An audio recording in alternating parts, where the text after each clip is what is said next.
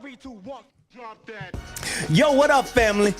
It's your man, Pastor Short T, back with another episode of Break the Huddle podcast. So come on in, where we're unashamed, breaking chains in Jesus' name. That's how we do this here. This is the platform for the Christian student athlete, giving them a platform to actually encourage and empower each other through testimony. And that's what's changing this world for Jesus. So I got to hit you with the quote of the week, how we get down. The quote of the week goes like this. Let me find it. I don't want to miss it. If I give up, I'm letting someone down. Let me say that again. If I give up, I am letting someone down. Now we're going to jump into our scripture. Scripture comes from 1 Peter 5 and 7, and I love this scripture right here. Give all your worries and cares to God, for he cares about you. One more time. Give all your worries and cares to God, for he cares about you. And our subject for tonight is can't do it by myself. And the one that I'm going to bring on right now, I love this brother right here. Let me say that. First and foremost, yeah, he's over there ready to go. He's chomping at the bit. He's a PV, Pinson Valley alum, and I'm telling you, he's a state champion as well, but he's an Alabama State graduate, HBCU, and I'm here to tell you he's all SWAC, all American, and he's doing it all for God's glory as he prepares to get ready for the NFL. So I'm telling you, he's doing great things and God is getting the glory out of it. So show some love for my dude, my brother, my nephew, my family. Give it up for Amon Scarbrough. Hey, how you doing? Man, we good, fam. We good. Now, we done got that introduction out of the way. You mine now. You mine. Yeah, man. So how you doing, man? I'm doing good. I'm blessed. Man, I know you've been grinding and everything, and I had to work the schedule out just to get you on because of your busy schedule, which I'm glad you got a busy schedule. Yes, but man, congratulations on graduating also. Yes, as an athlete, that's big. But first and foremost, I always got to let people do this. Let's give a shout out to your folks. Say their name and all that good stuff. Go on and give shout outs and let's roll with it. Go ahead. Go ahead. I'll give a big shout out to my godmom. She right there. Hey, man.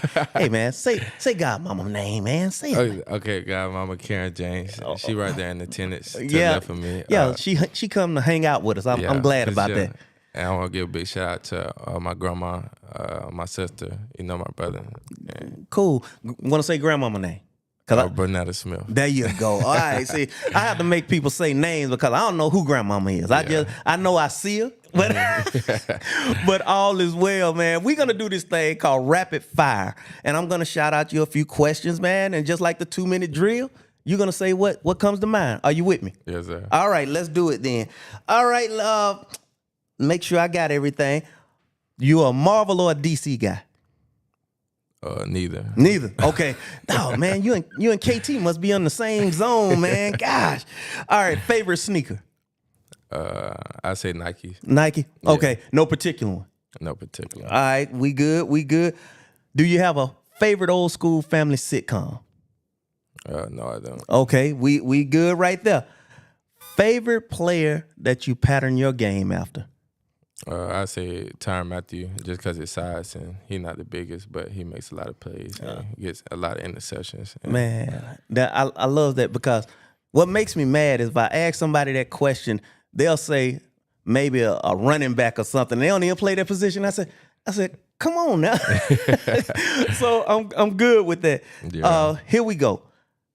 Favorite book in the Bible that you like to study or you have to read? You like to read? I say Psalms. Okay. So the Psalms, any particular reason why you like studying it or reading that one? No, I don't have a particular reason. I don't know. I just like the stories in there. Gotcha, man. We good with that. So we're going to get into this thing, man, because I know people want to hear what's going on with you, things that you got jumping. Man, because I just want to say I'm proud of you. Yes, sir. Thank you. Man, because I love it when people bet on themselves. Yes, sir. And we're going to get into your story and everything, man, your recruiting process, because people want to hear that. Yes, sir. So let's jump. You're a state champion. Yes, You played with some guys that are in the league now, so that's when we at Pinson Valley we were heavily producing, man. And you were one of them guys that was out there and doing great things. So let's go through your senior year, your recruiting process, man, and where you ended up at. I could say, like my process, I had two schools were looking at me. Southern Illinois, they had offered me, but like they took my offer away. So I ended up with just my only offer, Jacksonville State, and they offered me at the state championship game. Okay, now I hope people understood that the school that offered you took it away. Yeah. See, people don't understand that side of it. Yeah, it's kind of like tricky, especially like we was like the COVID year. So yeah, like they had offered me, and I had got to reaching back out to them, and they just like never responded back. Gotcha. Yeah, the business is shady, man. Yeah, I had to learn that going to college. Yeah, for sure. Everybody think that they give you all this and that. Sorta. Yeah, sorta. Yeah, sorta. EP, my producer. Hey, make sure the clock running, man, so we know where we at. Oh, I'm just looking at it. That's all. Hey, see, we family. See, I hate to fire producers, but we'll do that, man. Yeah, I done fired him about 10 times, but he keeps coming back saying I need a job. So all is well. Okay, you went through that process. You commit to Jack State. Was Rich Rod there then? No, he came my second year. Okay, now when new coach, things change. Yeah. All right, let's talk about how it transitioned in, the transition, like when he got there, I had got moved to a different position, like from safety to nickel, because we had a guy who had left. And when I had got moved to nickel, it was kind of like, how can I put it? I was kind of like behind the 8 ball because like I was already fighting for a spot, like at the safety spot. Yeah. So then, like when I got moved to nickel, like it wasn't like as hard, but like I was playing, but then like my playing time had got like decreased. And so, like, we had exit meetings, like, toward the end of the year. So, like, they had told me I had to hit the portal. So, like, they had cut me, though. Wow. Yeah. Once again, they don't know that side of it, man, because different coach, different philosophy. Yeah. So now you went from freshman where you're playing, and then your time decreases in your sophomore year. You hit the portal, and the portal is real. Oh yeah. So I remember you telling me what the deal was, and you were talking about all the schools you were going to, seeing about getting with them, and you were just on the road basically. Yeah. All right, let's go through that process. That process was actually kind of hard though, cause like a lot of schools like they wouldn't hear me back and stuff like that. So I had went to like a few visits. I went to like Western Carolina, but like. They was like 0-11. I ain't want to go like all the It's rough when you ain't used to losing. When you're not used to losing, this thing is rough. So going up north and doing all that, but Alabama State, like they didn't find me. Like I had to find them, like through like one of my guys who was at Jacksonville State. His name was Amon Scarbrough. He had got offer like from Alabama State, and I was telling him like put me on. So I had got like. Well, I started texting like one of the safeties coach, and I had found my way through that, but I didn't get like a full offer. Like they gave me a preferred like walk on, so like I had to really like earn my spot. But I think I needed that like at the time being, like it kept me hungry though. PWO, okay. See, I didn't know that. Yeah. So you went there just betting on yourself. Yeah, really just betting on myself. I love it. Can't do it by yourself. Okay.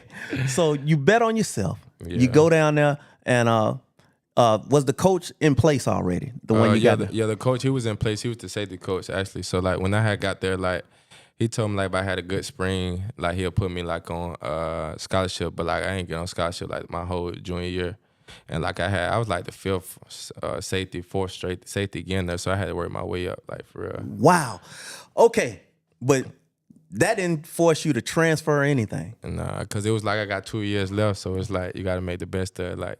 And I ain't really had made like the big like time plays that I needed to make to get myself out there. So I just had just stay down.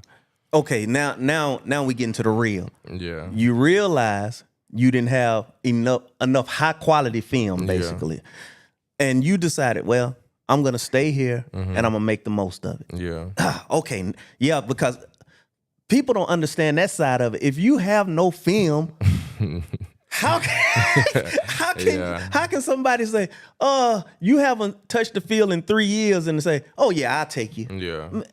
This thing is just the way people hit the portal. I don't get it. Yeah, it's like the social media kind of like boost their head up to like easy just hit the portal, but it's not that simple. No, Yeah. no, far from that simple, because for you to stay there in the situation you're in, that's big. Yeah. That's big. So you go through your junior year, and did they have you playing safety then? Yeah, I was playing safety my junior year. Okay, Yeah. how much playing time did you get your junior year? I started, so I had to like after like spring and stuff, like I had to really still fight for my position like in the summertime too, but I ended up starting though.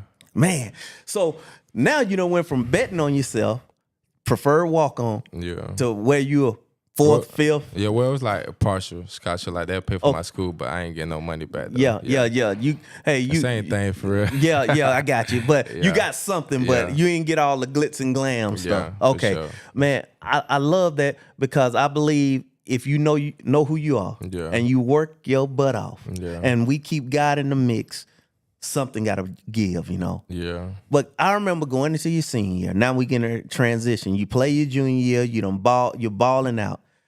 And I remember getting a phone call from you. Mm-hmm. And the phone call, I heard in your voice, hey, let's talk. Yeah. And we chopped it up. Mm-hmm.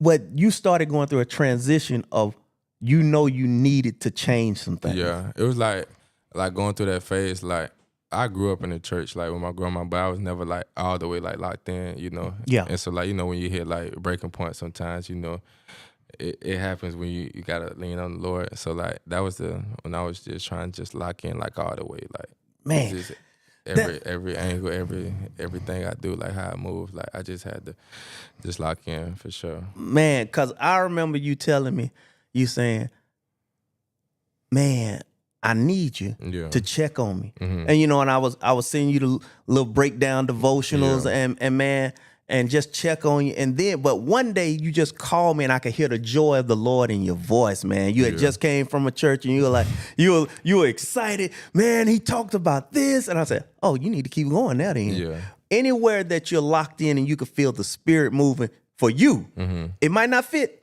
your boy or your girl, but Yeah. it moves for you. I think that just impacts you for that season of your life and gives you what you need. Yes, sir. Man, and now what church was that you were attending while you were down there at school, that you were checking out? What was the name? Do you remember? I only went there like a few times though, but I did like the church I had got like baptized and like and all down there in Montgomery, like for sure. Man, that's what's up, man. So now you done locked in. You're studying. You're trying to get stronger in the Lord, and you're putting your faith in Him. Because now you're coming into your senior year, and I remember you said, man, Pastor T, this all I got. You know what I'm saying? Yeah, man. And that's what I like, because me and you just be folk. Yeah. We're gonna keep it real. Man, sometimes this thing ain't going right. Oh, bro, I deal with that too. Yeah. But now you're going into your senior year, and your workouts and everything. You know that you're a starter.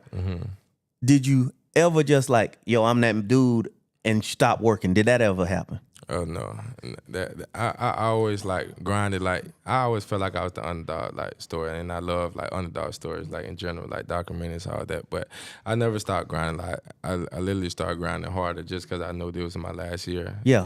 So I just try to put all my everything in one basket. Yeah, You feel me? because I remember watching you after practice one day, and I want to say it was one of them off weeks, and y'all were out there on a Friday. I remember that at high school, and y'all would carry the 45-pound weights the distance of the field, Yeah. and you would be work with the guys, and you would always lead by example. You weren't the dude that's rah-rah. Yeah, that's never me. Yeah, but you would lead by example, and I would just watch you, and to see you leading by example, people were being motivated by you.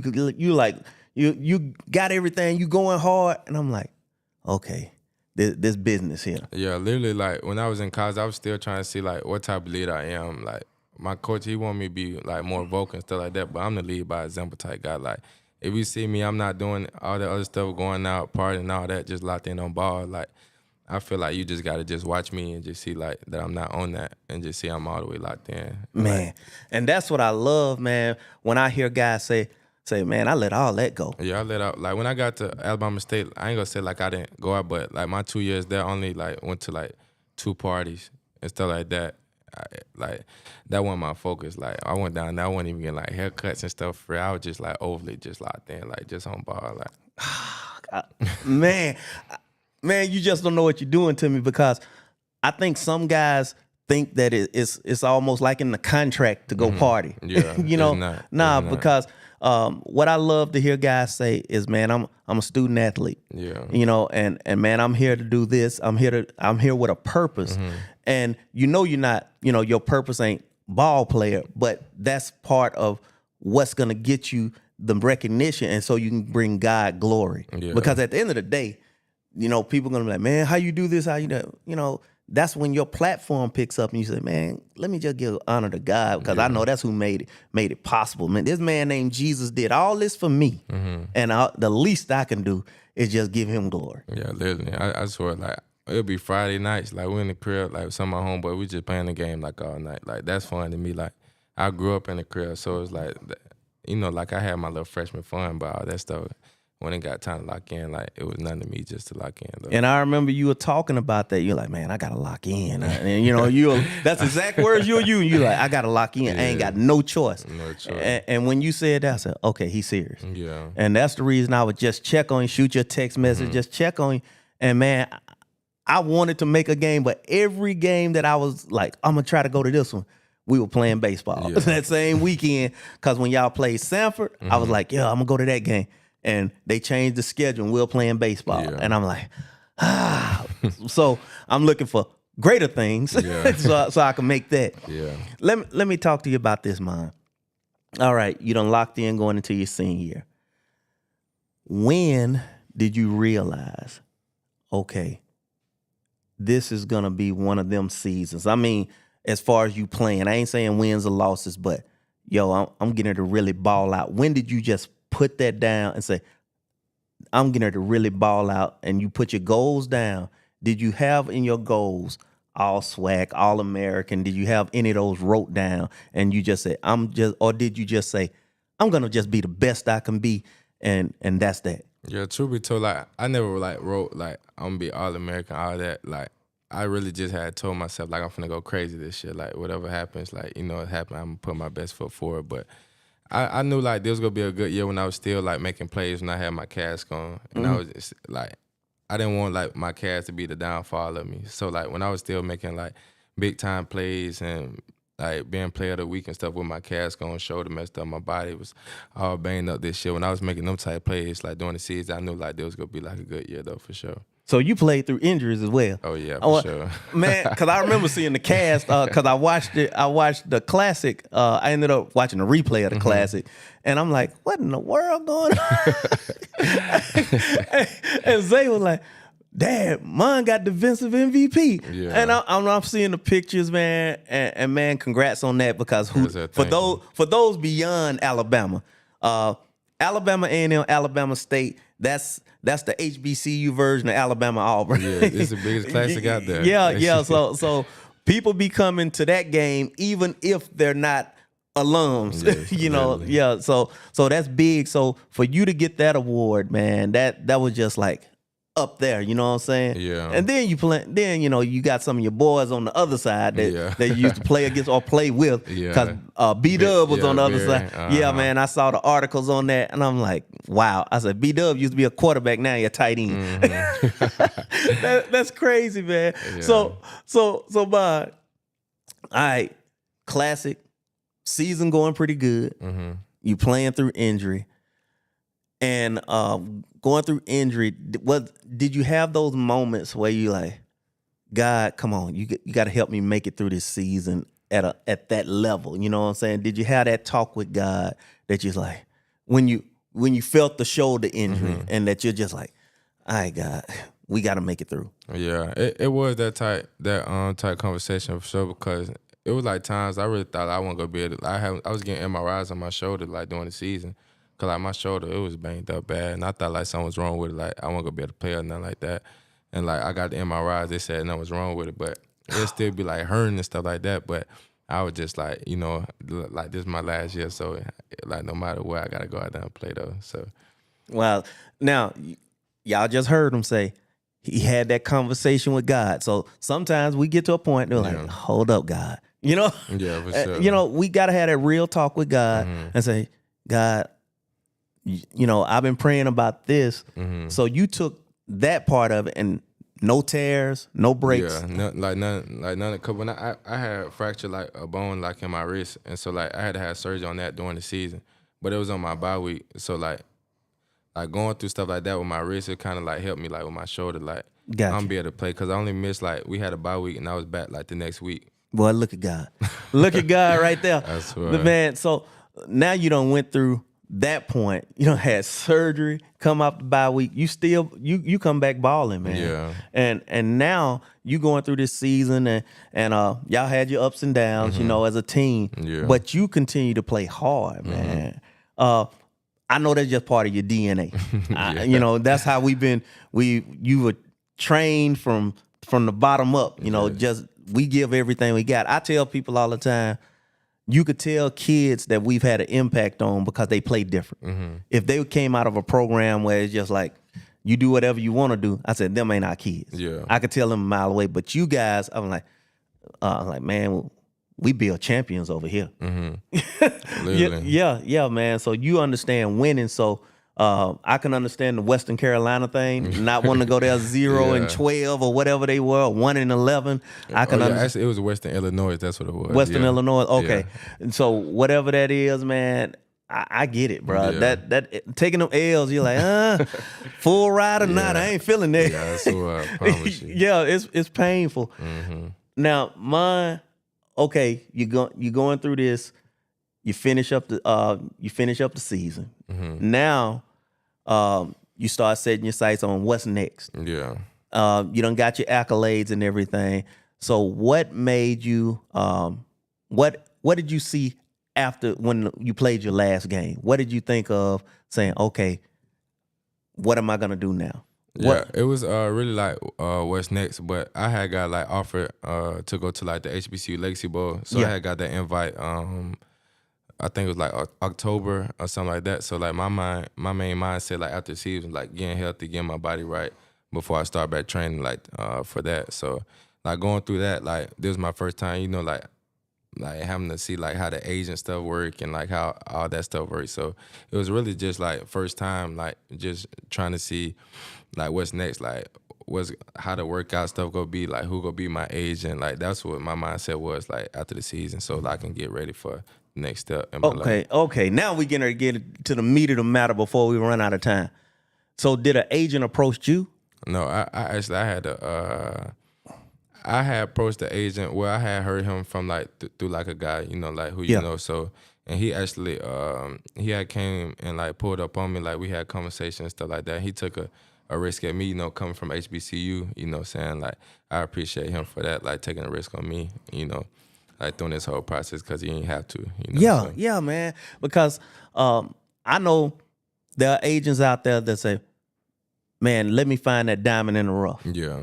And if I can make something out of this one, then, it's on the bigger things, So this guy did he your process of going to the Legacy Bowl. Yeah, I had played in that February 22nd. I just got done playing that like a few weeks ago. Man, and it was on NFL Network? Yes, yeah. So you did that. Mm-hmm. And through that, of course, you went down and handled your business. You handled your business.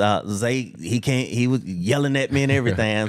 So man, we excited about that. But that opened up the door. Now, your next step, you get a chance to go before the scouts. You know what I'm saying? My pro day is next Thursday, actually, at UAB. Okay, awesome. So you're going to do that, man, at UAB, awesome, right here at the hometown. Me and you'll talk out. We'll talk afterwards. We'll talk afterwards now, man. But in that sense, man, I know you've been working out because that's the reason it's been so hard to get you in here. You've been training day in, day out. Yes, and 40, agility, all that stuff. I know you've been grinding on that.